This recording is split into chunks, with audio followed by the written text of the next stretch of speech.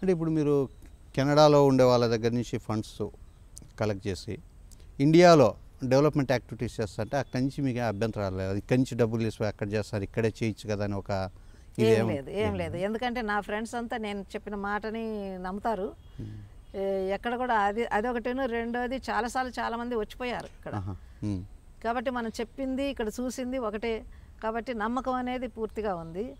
ఎవరు కూడా అనుమానపడ్డట్టు ఇంత మట్టికి అట్లని కాదు, అంటే ఆటంకం చెప్పిన వాళ్ళు కూడా లేదు. రెండోది ఇంకోటి ఏంటంటే ఇప్పుడు కెనడా గవర్నమెంట్ కూడా హెల్ప్ చేస్తుంది అక్కడ సొసైటీకి, అంటే ఇక్కడ చేయటానికి అక్కడ సపోర్ట్ చేస్తుంది. కెనడా గవర్నమెంట్ కూడా 3 ఏళ్ళకి ఒకసారి ఇవాల్యుయేటర్లను పంపుతారు. చాలా సీరియస్గా ప్రొఫెషనల్ ఇండిపెండెంట్ ఇవాల్యుయేటర్లు వస్తారు.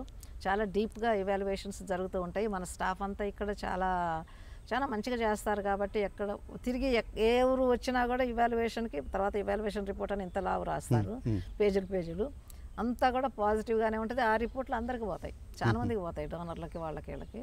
కాబట్టి ఎక్కడ ఏమీ లేదు. కెనడా అంటే ఇప్పుడు ఇంకా మీరు అన్నదాన్ని ఇంకొక రకంగా కూడా చెప్పొచ్చు. క్రమేణా ఇప్పుడు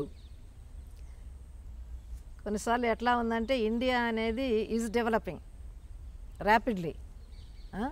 చాలామంది ఆస్తివంతులు ఉన్నారు ఇక్కడ, అవునా?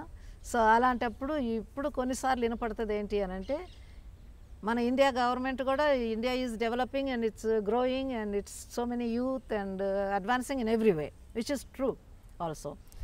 అండ్ నాకు కూడా అనిపించేది ఏంటంటే అక్కడ కొంతమంది మామూలు మనుషులు సహాయం చేస్తారు, ఇండివిజువల్ లాగా. సొసైటీలు కొన్ని చేస్తాయి, ఇండివిజువల్ మామూలుగా ఉన్నవాళ్ళు చేస్తారు. అంటే ఇక్కడికి వచ్చి చూసినప్పుడు ఇక్కడ ఉన్న వాళ్ళకంటే బీదగా ఉన్నవాళ్ళు చేస్తారు అక్కడ.